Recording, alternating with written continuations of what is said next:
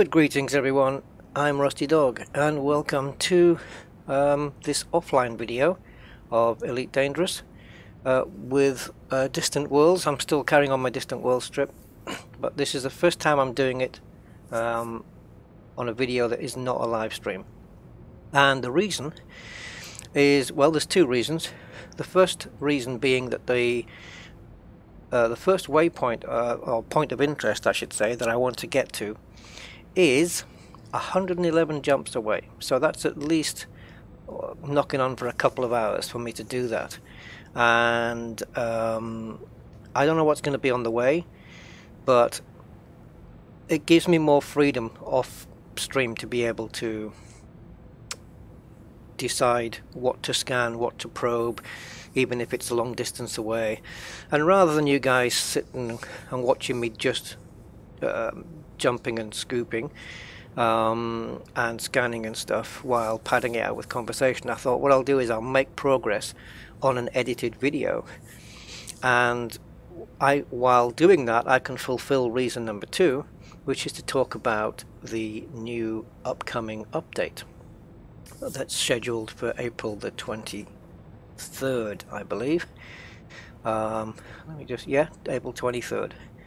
So I've taken a look at this update and I have my thoughts, as I'm sure you have yours. So I'm going to run through those live, as it were. In other words, that is to say, I haven't got a script, I'm just going to, you know me. So we're going to get through that, and I'm going to carry on jumping. Now you can't see Captain's log on my screen because I'm not running desktop version, but rest assured it is running and I can see what's going on. So I thought I would talk about the update, and at the same time I can make progress towards the point of interest, which heads me very close to waypoint 11. And once I'm at waypoint 11 I'm going to have a bit of time in my pocket to stream other stuff. Now I'm hoping to be at my POI by tomorrow. I don't need to be at waypoint 11 by tomorrow, but at least at my POI. And then I think what I'll do is on Sunday, which is my main stream day, I will not be doing a Distant Worlds stream. I'll do I'll probably do the John Beamer account, because I think, you know, I think there's a bit more, let's say, demand for that. So I'll just do that. So okay, so we have had news from Frontier that they are releasing an update, the first this year, which is, as I said, coming out on April 23rd. So I'm going to run through some of the things that they're going to have in this update, and I will give you my opinion on each one as we come to them. Alright, so I'm going to be reading from the forum itself, so you guys, in case you haven't been there, you'll get an idea of what's coming. And I'm going to try and do that without crashing into a star. So I better not start until I've scooped here. Scooped and also scanned. Scooped, scanned and jumped, providing that there's nothing here of any interest. I am just going to make some fairly quick progress here because it's already looking at 2 hours. So where do we begin with this? It seems that a lot of the update is centered around making your life a lot easier. The question I'm debating is it making your life too easy now? How much should Elite Dangerous hold your hand? I have always said through the years that Elite Dangerous is a game that doesn't hold your hand. But I feel after this April update, I'm no longer going to be able to say that. However, there is a caveat to that, which I'll get to later. So the first thing that the update's going to bring is a beginner's zone. And what that is a collection of systems that has been added for newly created commanders and can only be accessed by pilots until they earn their first combat, trade or exploration rank. In addition, the authorities here will provide simpler missions that even the smallest of Sidewinders can complete. And then, on top of that, it says, across the galaxy, new commanders will also have a reduced rebuy until they gain their first combat, trade or exploration rank, a step in the path towards greatness. Right, so what, in summary then, if you can't even summarize that down, I don't think I can say anything in summary, I'll probably make a longer version. So basically we're getting a collection of systems that are nice and easy for beginners.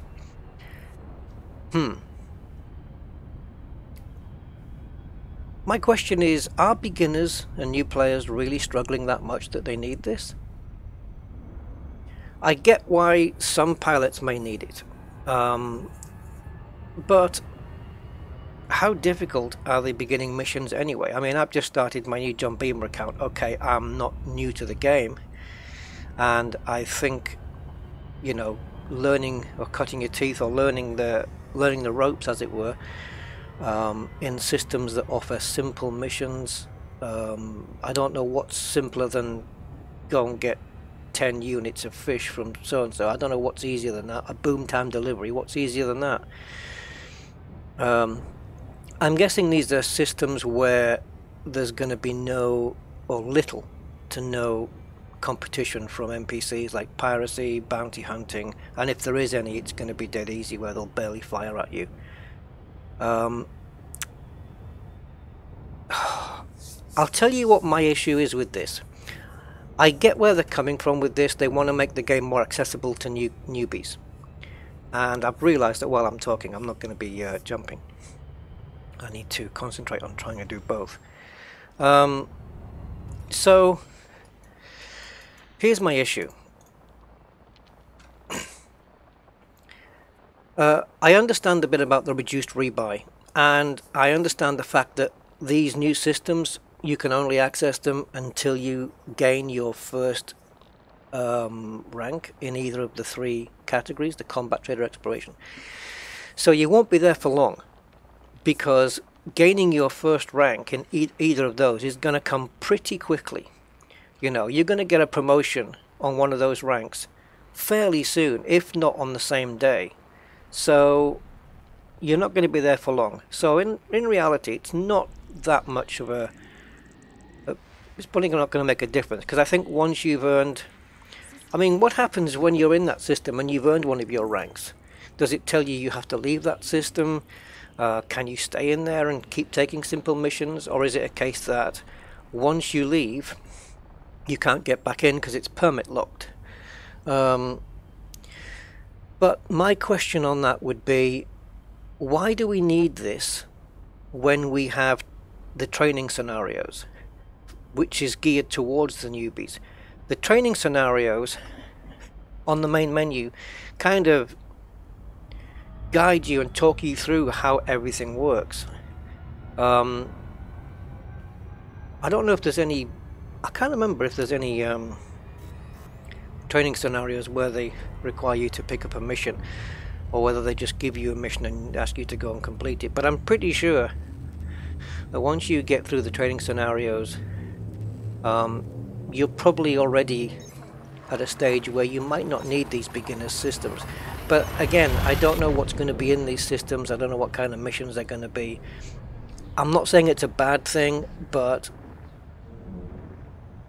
yeah, I think they're just making it so that people who come in and don't know anything about the game and want to learn, because it is getting to be a quite steep learning curve,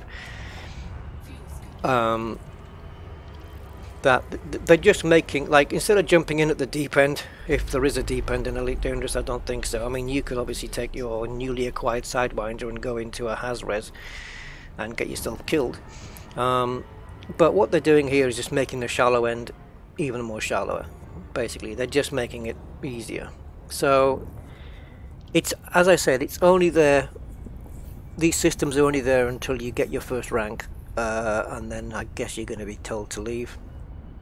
I guess, I don't know. I'm not quite sure that's going to work. So it doesn't really, it's not really going to be there for you for too long. So yeah, I suppose it's got advantages. I just don't want to get this idea that Elite's starting to hold people's hands anymore. What you can do though is when you spawn into the game for the first time, when you create a new commander, I'm assuming you will be in one of these systems. These are all going to be newbie spawn points. Now, here's a plus point to this thing. I know I've been saying a couple of negative things about it, you know, but here's the plus points. Because you're not allowed into these systems if you have any rank above any of the minimum ones, it means there's going to be no griefers and gankers in there unless they're creating brand new accounts. But if they're creating brand new accounts, then they can't hang around for too long, because once they get a couple of griefs in on us, and they're going to be using sidewinders as well, so you're not going to be getting griefers coming in with big cutters to tear you apart while you're trying to learn the game. So from that respect, the beginner's zone makes a lot of sense, and that's going to help beginners. The thing is, it is going to help beginners that way, that they can do a few missions without getting griefed by big ships, player ships, and they can do it in open play. So what I'm saying, they can do it in open play. Obviously, if you're doing it in a group or solo, then the beginner's zone it's not really offering you any advantages, but it means you can do this in open play. And yeah, as I say, it's not going to take long until you earn your first rank, but I don't know what happens after you do that. Are you then going to be instructed to leave the system, or is it, as I said, that you can stay in those collection of systems until you leave one of them, and then you can't get back in again? So yeah, but from a beginner's point of view, you know, they just got the game, they've just got the sidewinder, they've ventured out for the first time, and boom, a player cutter cuts them down. That's not going to happen here. So, however, once they get their trade rank up, and then venture out into the world in open play, then they'll get splatted. But there's an advantage there, so I guess it's fine. Yeah, so pluses, and I'm not going to say negatives, there's no negatives there, but I'm just, as I said, I'm not in favor of Elite Dangerous being a hand-holdy game. You know, I don't think it should be that. It's never been that before. It certainly wasn't that in 1984 by any means, and I don't think it should be today. But times have changed, thoughts have changed, everybody seems to need to be catered for now, nobody has to be left out, there can be no losers, all that mentality. So I kind of get, I don't know, I kind of get it, and I kind of think don't go too far with it. Alright, so next thing on the list from this update then is the advanced docking computer. So we need one of these, huh? So, okay, I've never used a docking computer. I did try it once. I've landed a couple of times with one, and then I got smashed into a wall with one. I'm sure they've fixed it since then. But as we know, the standard docking computer is oh yeah, what I was just go back to that beginner zone. You can start a brand new account there. I think I haven't said this already. You can start a brand new account and just leave that beginner zone straight away, and then you don't have to stay in it, so it is optional. So yeah, there's that. Anyway, advanced docking computer, basically it's changing it from a docking computer to a undocking computer. So instead of just automatically docking now, it will also undock.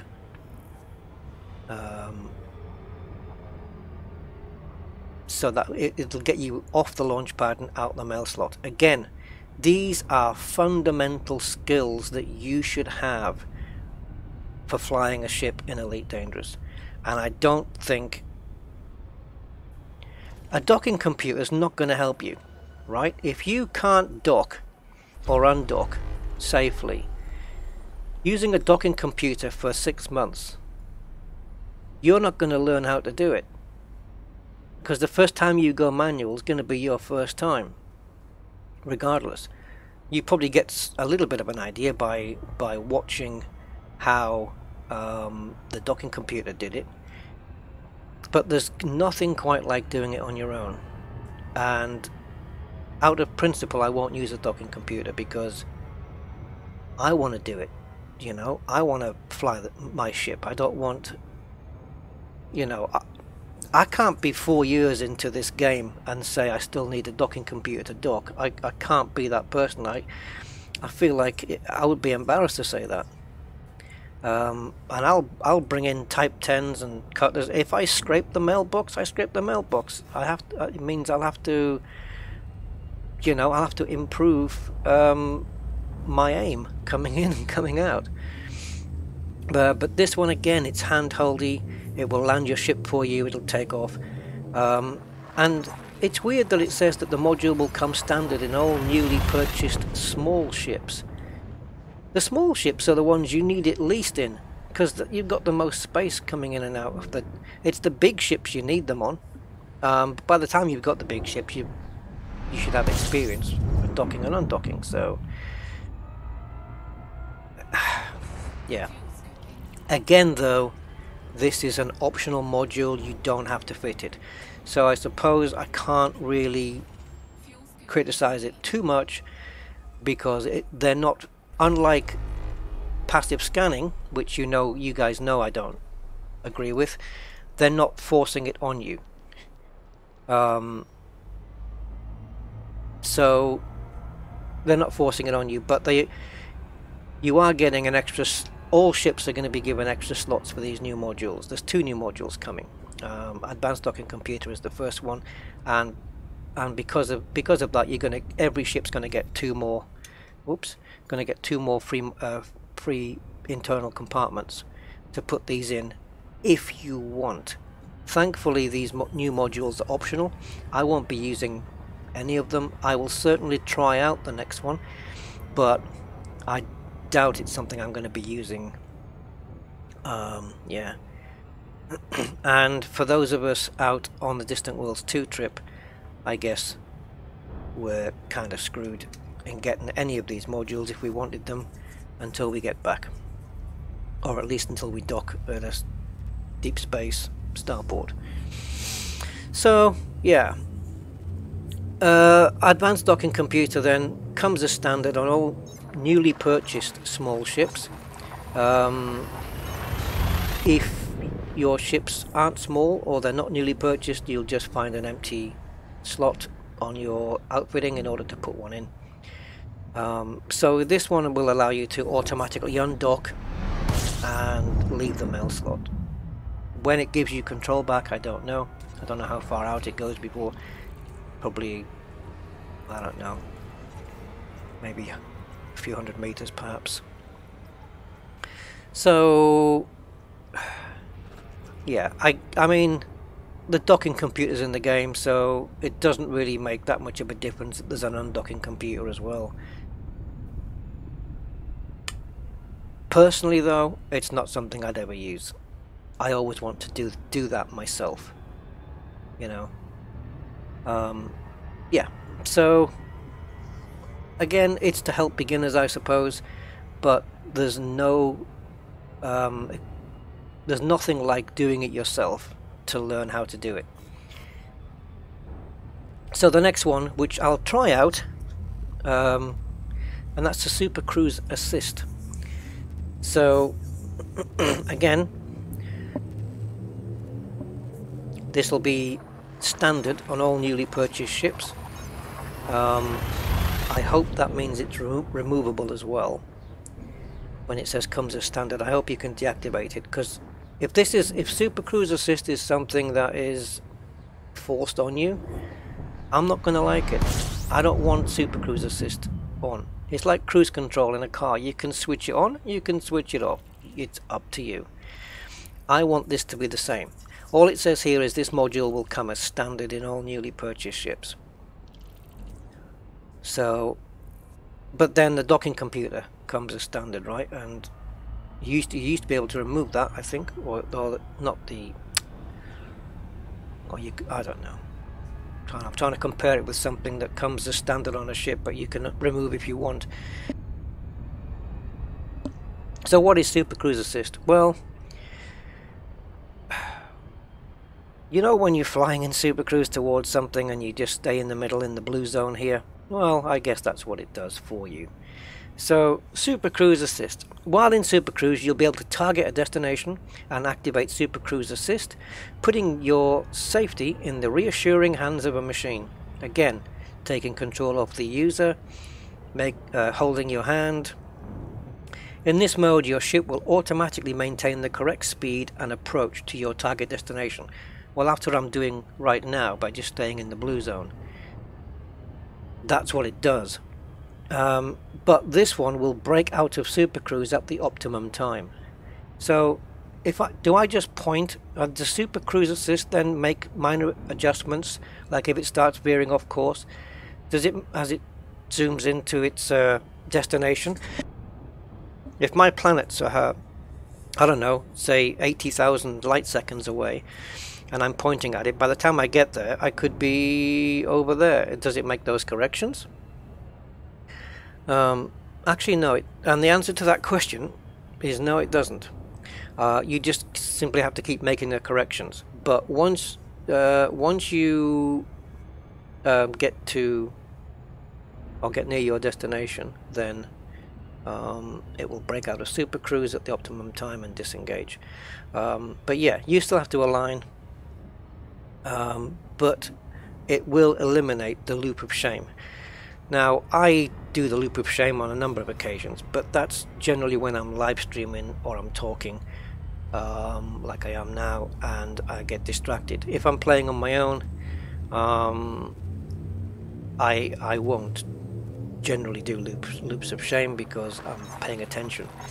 But again, doing the loop of shame is part of the learning process. It teaches you to be better. It teaches you to pay attention. So, and I think those things are needed in the game. I think you need to have those qualities. It's like learning to drive a car and finding that the car you're learning to drive in is a Tesla with autopilot, and it just does everything for you. And then they say, okay, you know, you've passed. Off you go, and you go out and buy a normal car, and then suddenly you realize you can't drive actually. Yeah. So, and also with Super Cruise Assist, you'll be able to enter into orbit around a body, allowing you to launch discovery probes and take screenshots without the fear of face planting into the ground.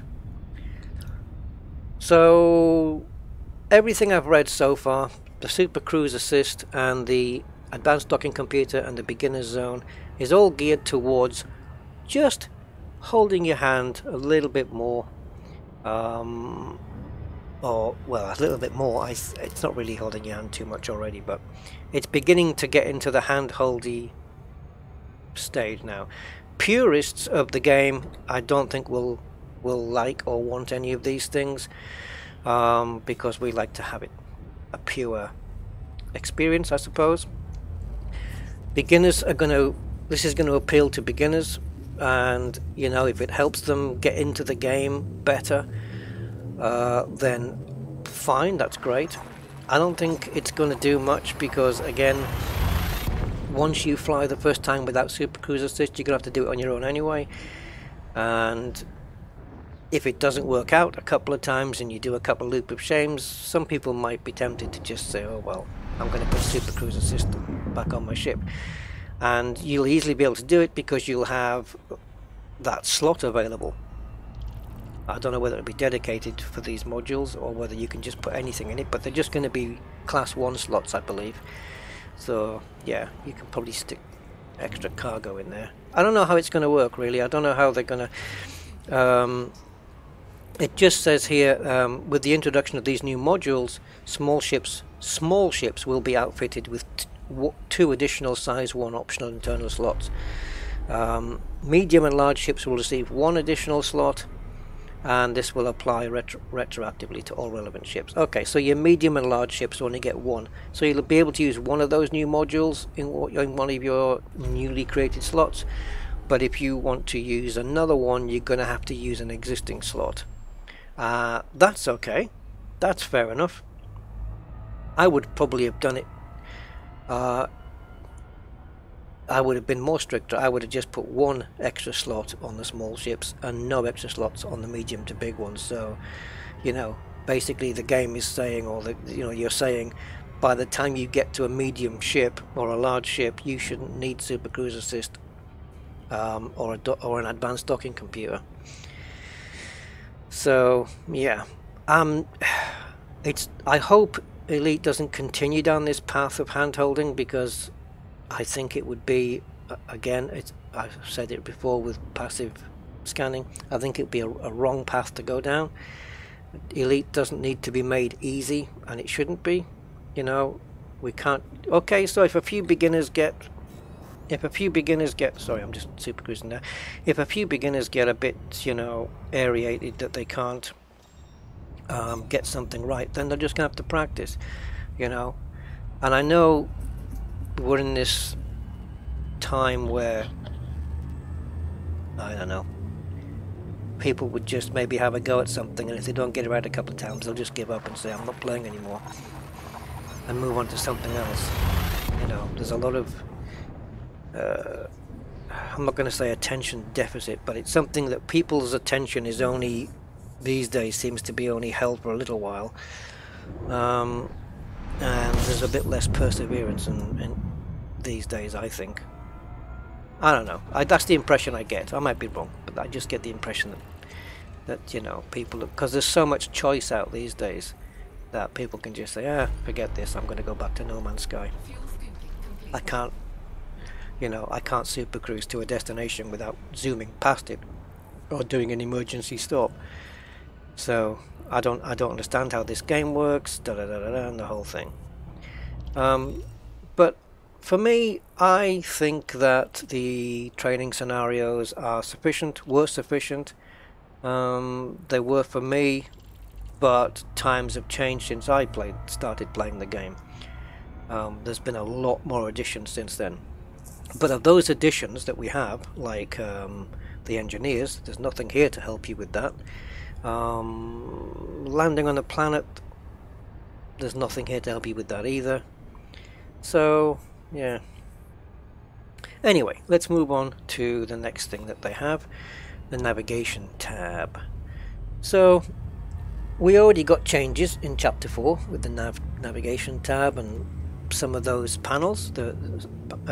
So it's yeah, this panel here. Obviously can't show you that while we're jumping, but we're going to have a different look to it, I suppose. Visually more appealing. Well, that's subjective. We'll find that out whether it is or not. So they said that they've added icons for a tighter, more visually appealing layout. Well, that remains to be seen. That's their opinion, of course, but we will see if it's more visually appealing. Some will like it, some won't. I'm guessing that's how it's going to go. It says a new column has been added to this panel. If there's is there room? I don't know. I guess maybe you could get a new column in there. And it denotes activities in the area, mission targets and plotted routes. Okay. Why not just have a different tab instead of just putting it all in the navigation tab and cluttering it up? Anyway. So yeah, mission targets, plotted routes, wanted status, and if the threat level of some areas is too high. The navigation pop-up expands on this information. Pop-up? Oh god, I don't like the sound of pop-ups. Providing more details about the location, such as faction details, star class, information of resources, and more. By pop-up, I hope they mean, for example, that I can click on something and you get something like that, a pop-up on this screen. It's not going to pop up anywhere else except here. That would be okay. So Activities. What's activities? Well, it says here, every location in the Elite Dangerous Galaxy offers different activities, be it collecting combat bonds in a combat zone, or mining asteroids at a resource extraction site. Icons and links to the pilot's handbook have been added to help you easily identify what activities are available at a given location. Alright, well that seems helpful, that sounds helpful. Threat level is something that already exists in the game, previously only seen at USS's. Of course, we see it a lot, threat level 0, threat level 2, threat level 5. But this new marker will now appear in all systems. If a location has a threat level too high for your current combat rank, a danger icon will be displayed. Oh great. So now when we jump, we're going to get the like the Anarchy system where it tells you press J or whatever key you've got assigned to abort. I hate that. I hate that it says press J on my screen when I'm jumping into an Anarchy system, because it just takes the immersion out of the fact that I'm using a keyboard to jump. But this new marker will now appear in all systems. If a location has a threat level too high for your current combat rank, a danger icon will display. One location might be too dangerous. Okay then. Well, a danger icon will be displayed. Let's see how they do that. It's all a case of how they do it. Is it going to happen on the jump dialogue? Because that's how it's been doing it so far when jumping into Anarchy systems. So let's just take a look at that, and we'll do one right now. So if I press J, oh wait a minute, it's not doing it. Yeah, there we go. So press J to abort. So I'm guessing it's going to come up on there. I hate that press J to abort. I think the fact that Anarchy comes up in red text is enough of a warning. I don't need to be reminded what key I need to press, because I've just pressed it in order to initiate the jump. So I think that press J to abort needs to go. And if Francie, if you're listening to this, please just get rid of that text. It's just immersion breaking. I know it's only a small thing, but it's just, there's nothing anywhere else in the game that I can think of where it mentions about pressing a key, or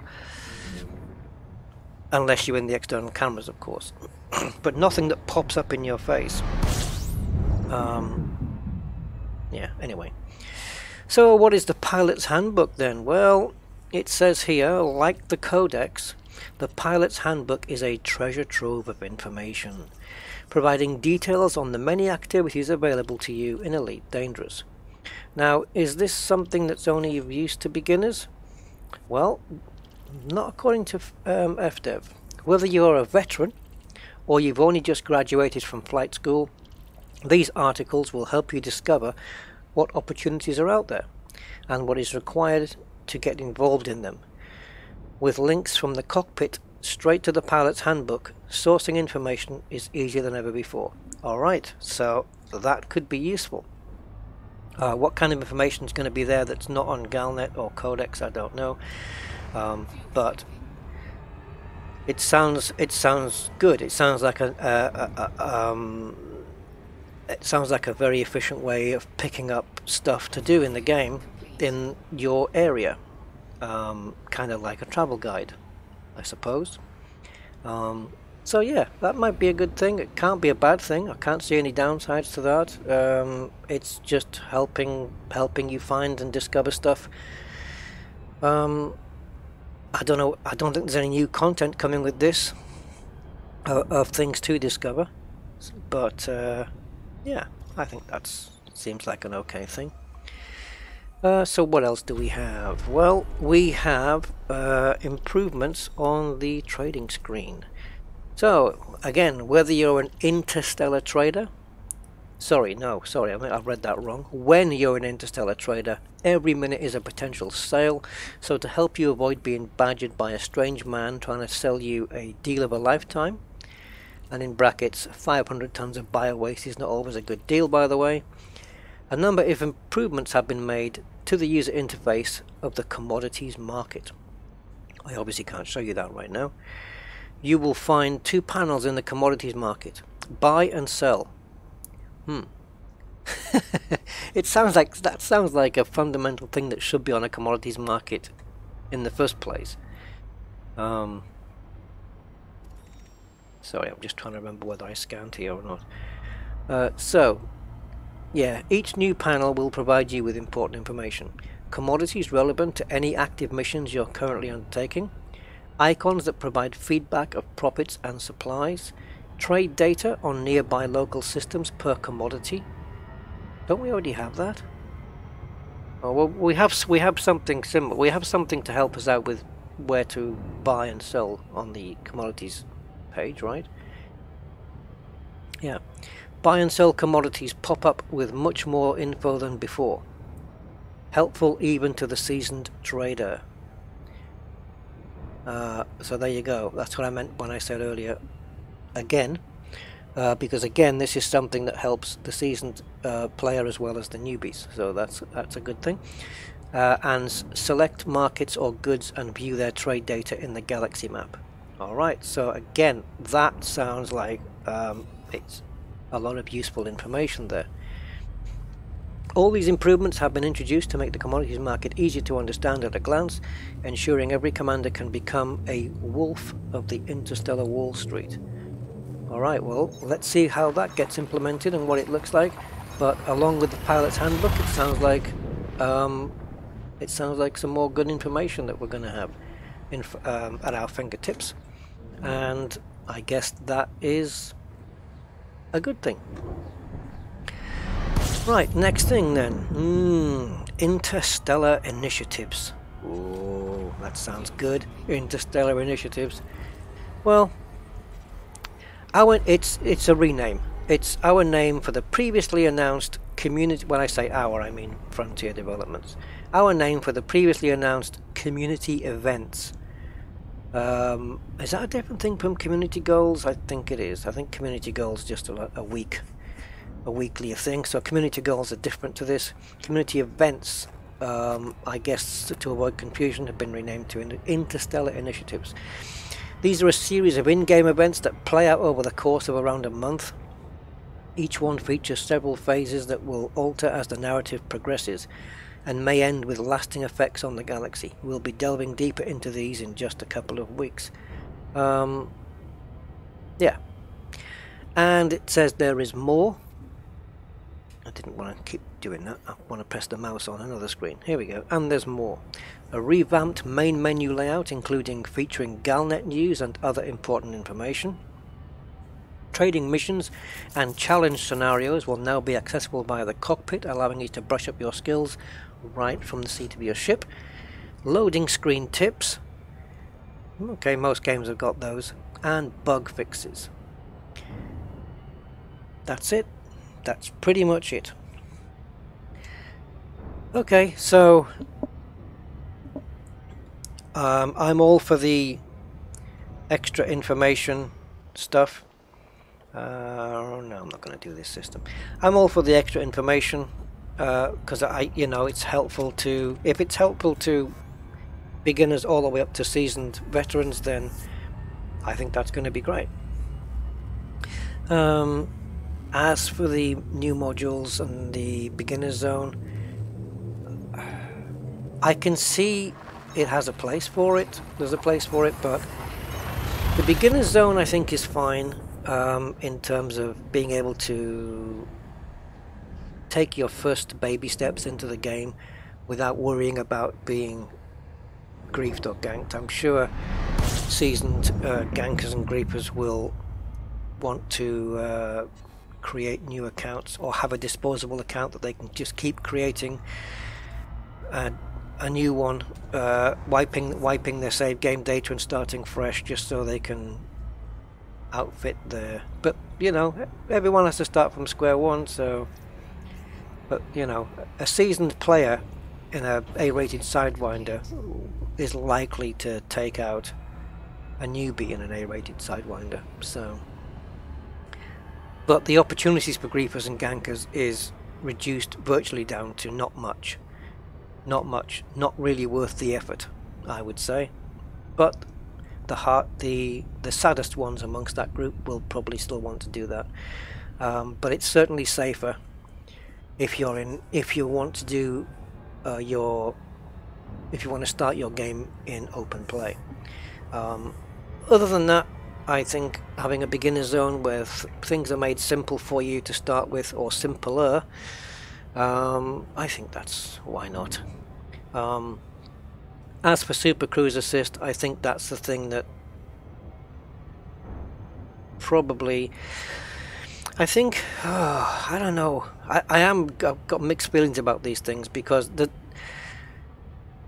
they're not forcing them on you, I don't think. Certainly the advanced docking computer, they both come as standard, but I want to be able to sell them or take them off the ship or deactivate them, and I think you can, because otherwise why have ships that don't have these? Like my Corvette won't have it.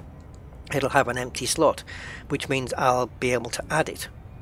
If I want to add an advanced docking computer, if I want to add Super Cruise Assist to my big ships, I can. So therefore I should be able to take them off.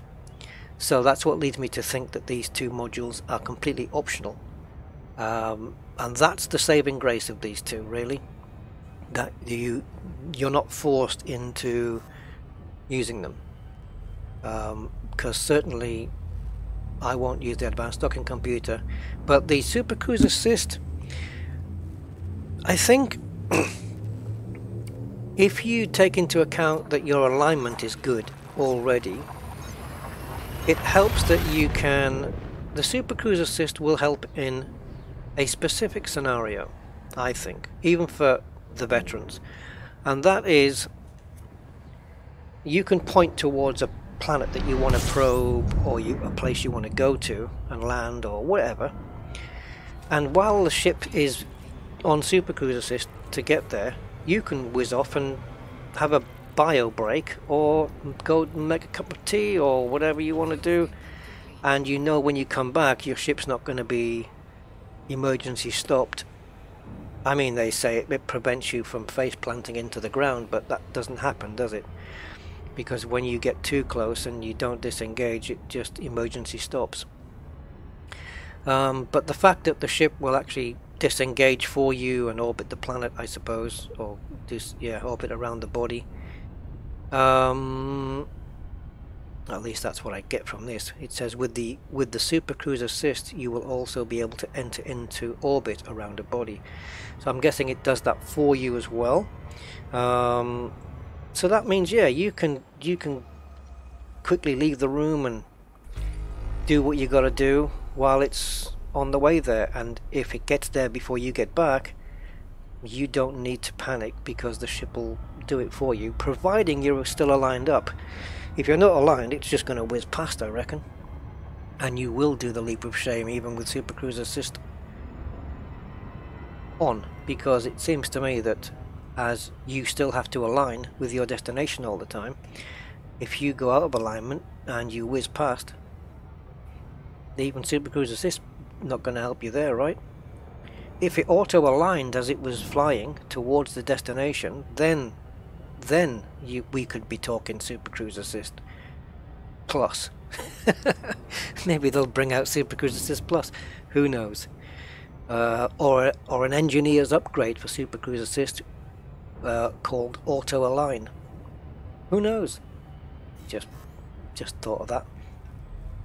So yeah, I'm not a huge fan of the new modules, but you know, if it makes it easier for some people. But my suggestion is learn how to dock yourself and learn how to approach a target yourself without having to do the loop of shame.